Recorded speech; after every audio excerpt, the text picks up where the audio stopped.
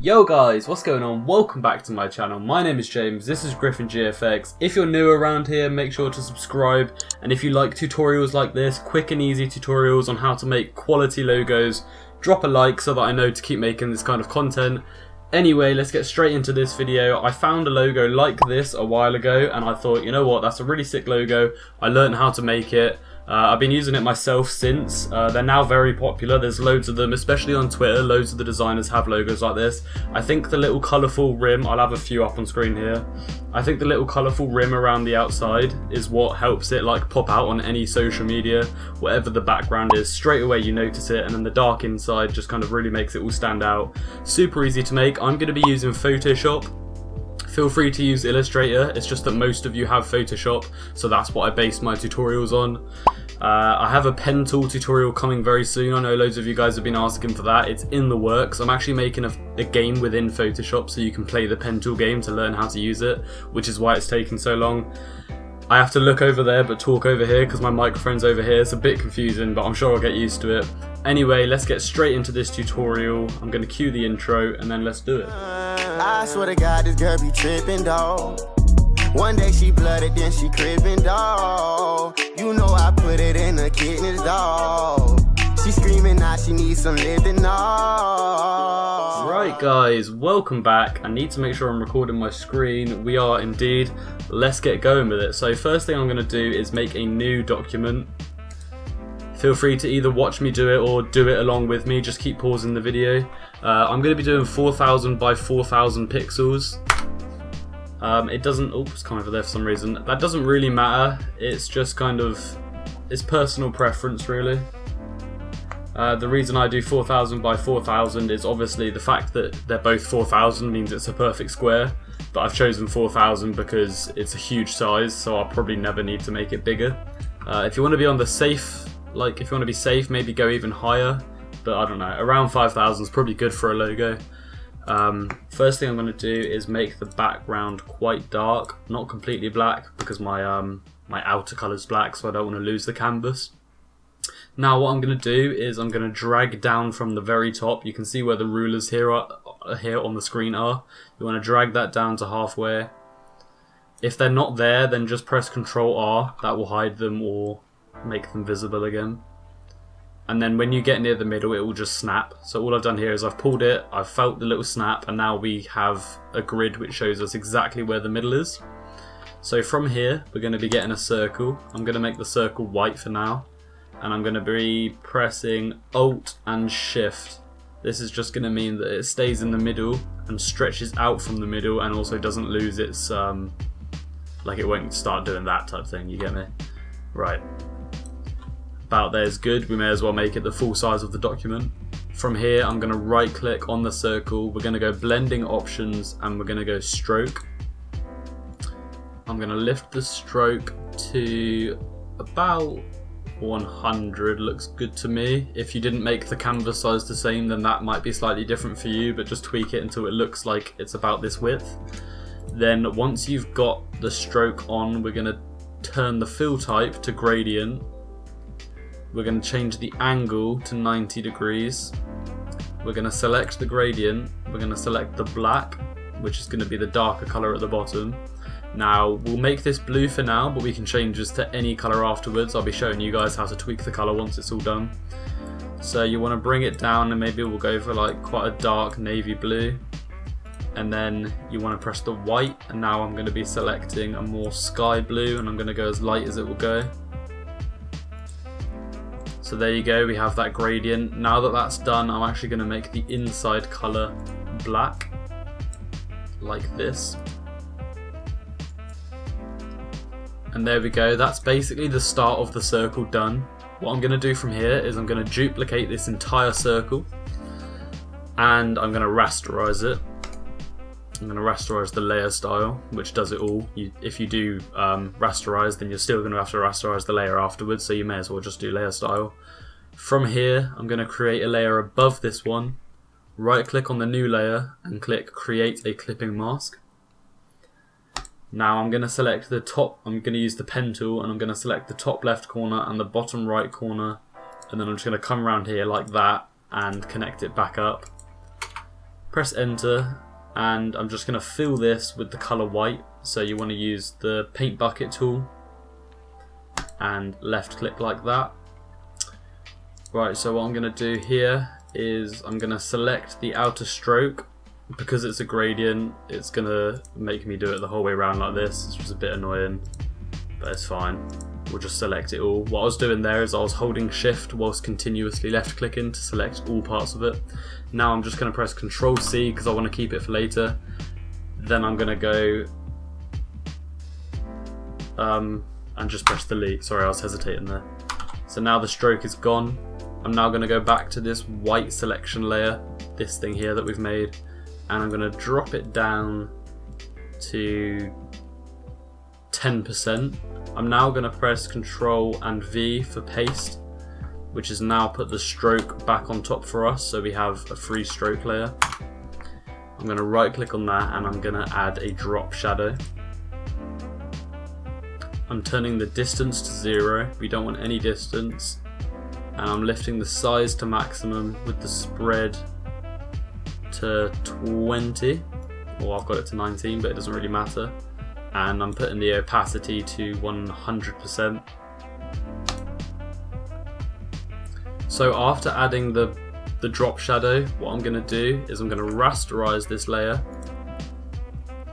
the stroke layer, and then using the pen tool I'm just going to quickly go in the middle of the circle, just making sure that the pen tool isn't going off the edge at all, so we're just selecting the inside like that. Right click, make a selection, hit enter, and then we're going to go Control Shift I. That's going to invert your selection, so you're no longer selecting inside the circle, you're selecting everything outside of the circle.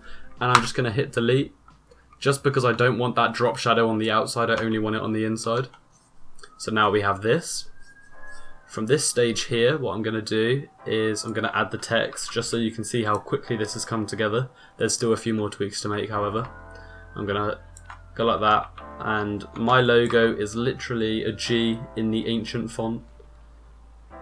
So I'm going to type my text out, the letter G, and put it in the middle, and we're going to blow it right up. I'm now going to rasterize it just so that I can make sure that it's perfectly in the middle by lining these squares up with our grid. Perfect. I'm going to add a drop shadow to the text by going blending options, drop shadow, turning distance off, and increasing the spread and the size until I'm happy. This is all down to preference, guys, but I'm going to go around 200 for the size, around 15 for the spread, and 100% opacity. So that there, at a distance, is pretty much the logo. I do a few little tweaks just to make it the way I want it, so feel free to carry on. Control H is just to hide or show these lines, by the way, I forgot to mention that. Right, so I'm going to use a brush, a white brush. I'm going to go right into the middle, and I'm going to click. The way I'm working out if this is the middle is just by looking at the outside brush of the circle. That looks about right to me. From there I'm going to go filter, blur, Gaussian blur, and I'm going to keep blurring it until you can't really notice an edge. Like there, I would say the edge is about there, don't want that any lower, and it's just a very slightly fuzzy line. But when I get up to about this height, you can see it just fades out, which is what I want. So from there I'm going to lower the opacity until it's just a subtle effect of like almost a bit of a glow in the middle. So for me that's about 20%. Now I'm going to make the grey background black instead of grey.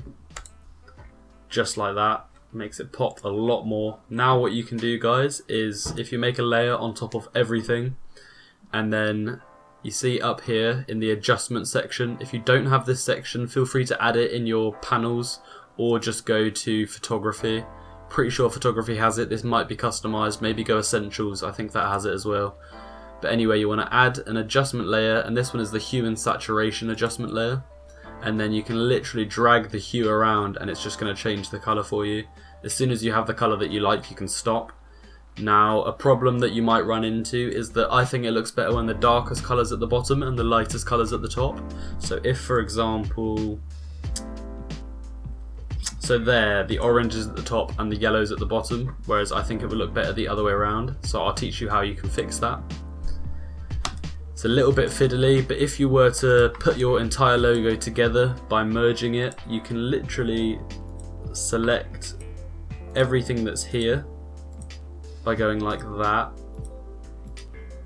pressing Ctrl T and literally just spinning that around like that, and then you're done. This doesn't look the best because instead of yellow it's like a weird mustard, but you get the idea. That is how you would flip it round. I'm going to put it back to how it was, and I'm going to get rid of that because I liked the blue that we had.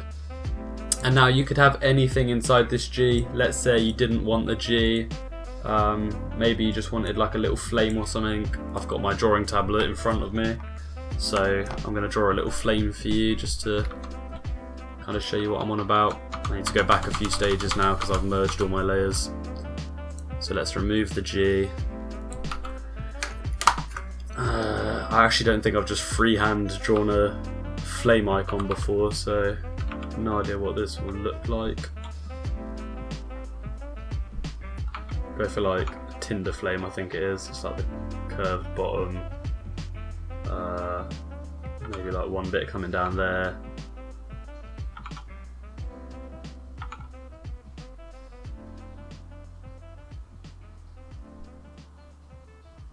It's not the nicest. In fact, it's quite horrible.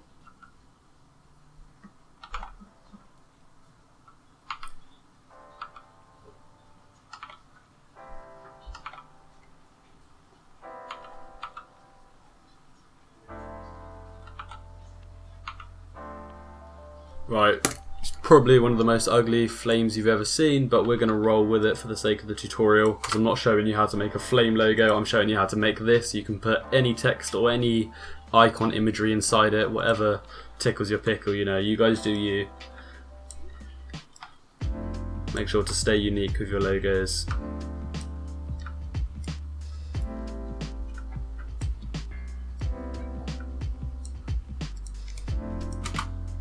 Let's see how this looks. Nah, it could have been worse. It's not the nicest. So then you want to make it central again, and you want to add a drop shadow to it again. Something like that. And there you go, guys. It's really, actually, you know what? I hate this. I really don't like this flame. Maybe a second inside flame will make it look a bit nicer.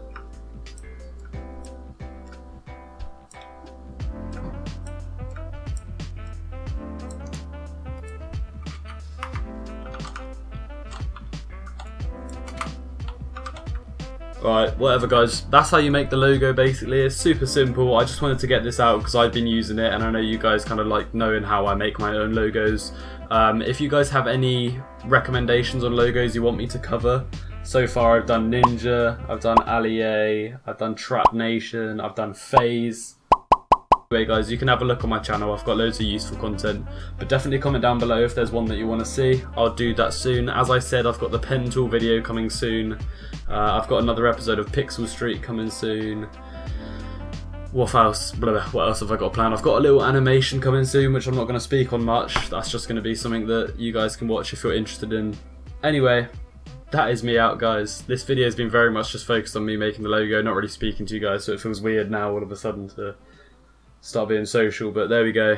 Hope you enjoyed this video, I hope it helped you. If it did, drop a like. If you're new, drop a subscribe, drop a comment, read them all. That is me out, guys. Have a great rest of your day or night or whatever it is, and I hope to see you in one of my future videos. Take care. I'm all in my bag, as hard as it get. I do not snort powder, I might take a sip. I might hit the blunt, but I'm liable to trip. I ain't popping no pill, but you do as you wish. I roll with some